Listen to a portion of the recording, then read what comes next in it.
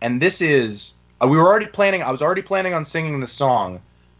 This is the week of the fire at Notre Dame, and I sing Hellfire from Hunchback of Notre Dame, and Tom overlays the shots of the church burning, and then Corey Orion because this is Cinco de Mayo, Corey Orion comes out and does the Macarena, and I attack him during that song, and beat him up because he deserved that. Would you have not beat him up if he'd have done Gangnam Style? For quick context, what John Trotsky runs as the Sanctuary is in the church. He bought a church. It's 100-year-old church it's all stone and marble and all these things. And then after that, we did the drag episode, and I performed as my drag persona, Shirley Joe King. They say, John, you do drag, you're surely joking. And I say, you don't know the half of it, sweetheart. And so we had a evening gown match where I stripped Corey and kicked him square in the balls. After we each got an actual drag performance. I did a female version of Minnie the Moocher. The classic Cab Calloway hit. Absolutely. And so that then went into, it was right around that time. Like I guess I was wrestling around at some other promotions, or I was just getting my feet wet throughout that, and like from March I had explored a WXW just for a hot minute, or Sam got John got me introduced to Sam, just a little student showcase thing. I did some stuff for SSW, Superstar Wrestling, and then I don't remember what the exact moment was, but I was playing around with these names and characters. Like I could be a Viking because I've got all the garb and stuff for that. But there's all these guys. I was like, I've always thought about being a wolf, but there's a million wolf characters. And then I was like, you know what? I am gonna go for what I know and what I can draw from. And there's not enough guys that either have the experience of like the legit background to do it, I gotta give I don't want to put myself over on having the balls to say I'm gonna do a theater gimmick in pro wrestling. But I was also inspired by guys like Cara Noir in Europe, who or in Britain, who does the Black Swan, and that is like the spirit of theater. And then I met John Rosner, who's from Johnny Rod's, who my other trainer is Bad Billy Walker.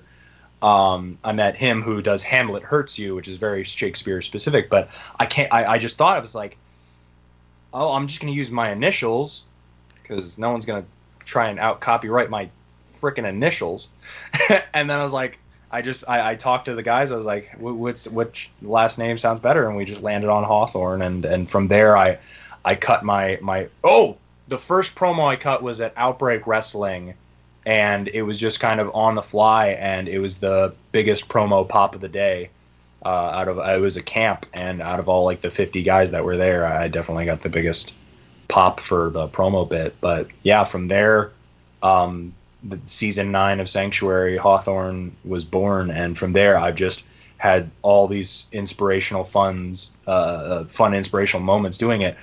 Part of the inspiration for the dialectic that I delve into whenever I speak as Hawthorne came from doing. I'm trying to remember the play now. I had done a couple plays with either BTE Bloomsburg Theater Ensemble or the Bloomsburg University. We did Oscar Wilde plays, or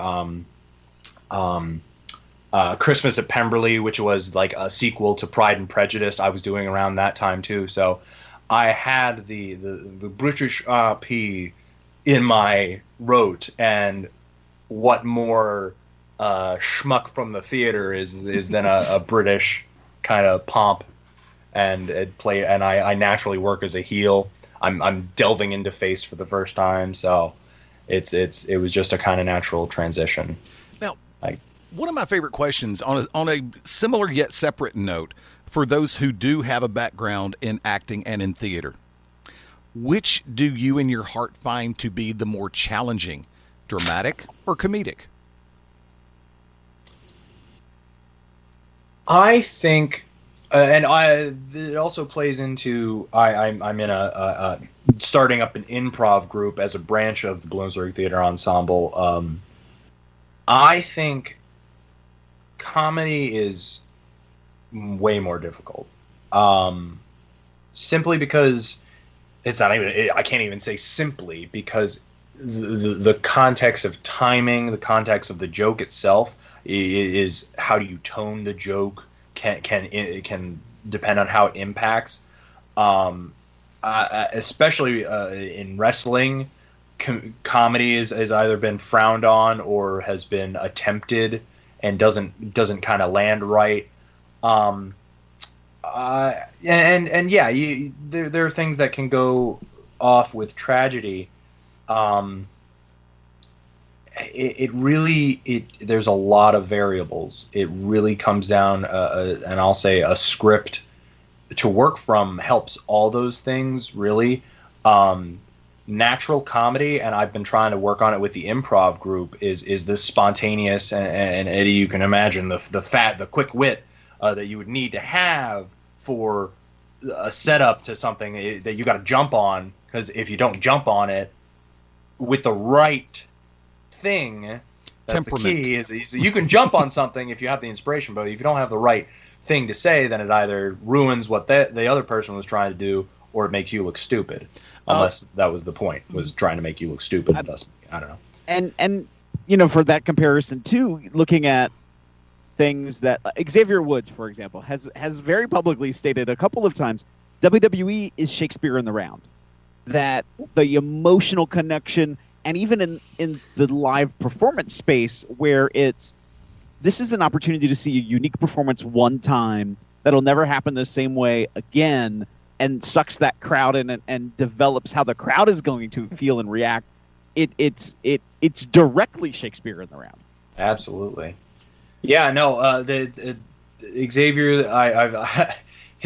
his comedy was great. You always fall back to guys like Colt Cabana, who just I just watched about a month before MJF was on AEW. It was Colt Cabana versus MJF, and I just studied the crap out of that match. I was just like, I love this, because MJF is younger than me, which just hurts my brain and makes me painfully jealous of things.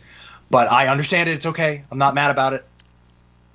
It's just they're all just so talented, and even when to play a heel and do comedy, that is one of those magical things. And there's been just guys throughout the years of like Jericho and such that you find the moment, and that's the whole thing, is what one of the philosophies that I've tried to incorporate, that I've been taught, and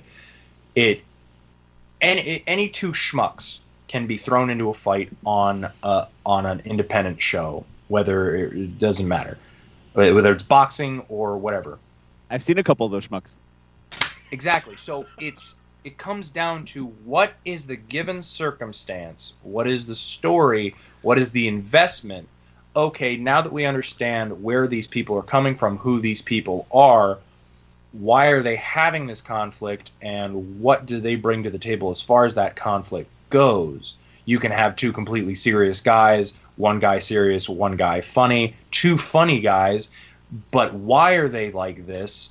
What are they trying to accomplish? And then, okay, what intrigues can get pulled out of those things? And then that's where the magic happens of like these collaborators. And that's always what I want to be in all the things I'm doing, whether it's wrestling, whether it's acting, whether it's film. All these collaborative efforts is how we make the good magic. With you gentlemen, I'm collaborating, and we're making magic. It's how it goes.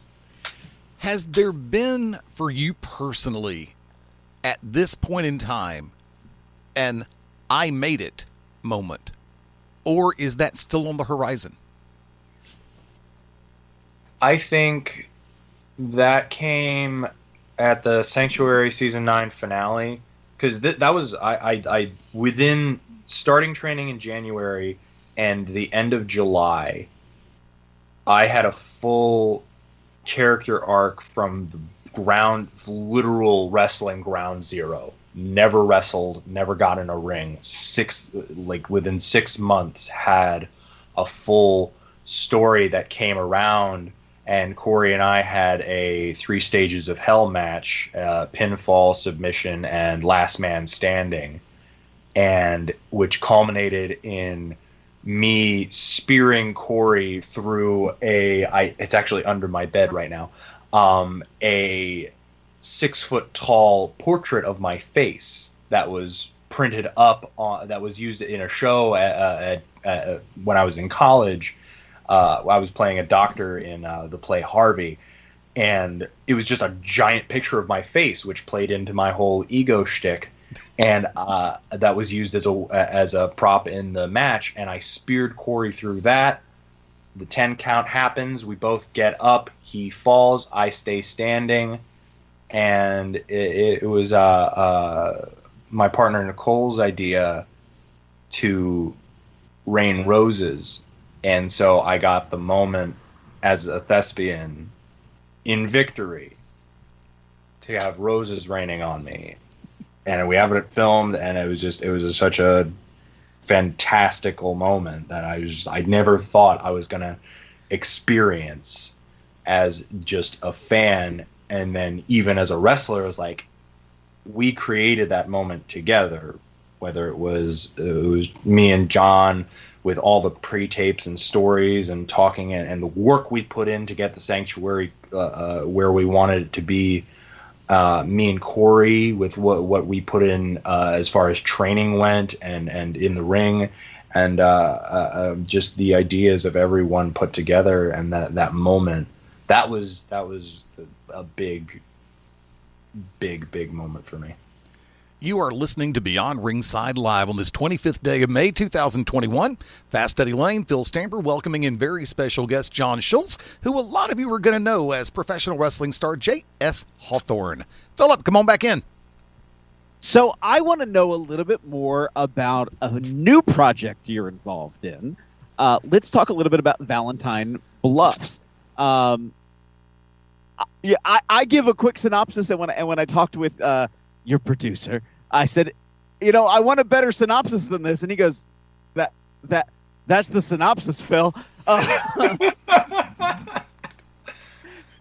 That now I'm trying to read it because of course now I'm sure in my brain I'm gonna horribly misstate it. But that Valentine Bluffs is a Bloody Valentine fan film. What can you tell us about how you got involved in the project and why you got involved in the project? Absolutely. I'm an actor, so I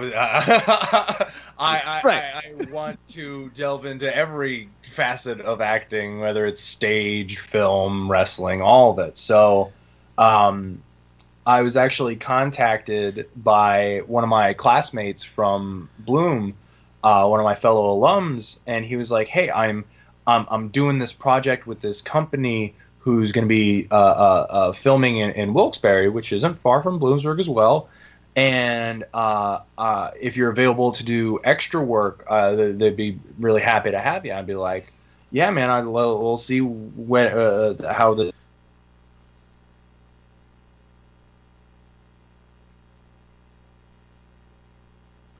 Skype just froze up. Folks, bear with us for just a second. I'm going to take us to a quick break on this side. Beyond Ringside Live will resume in just a moment. Hang tight. Can you hear me?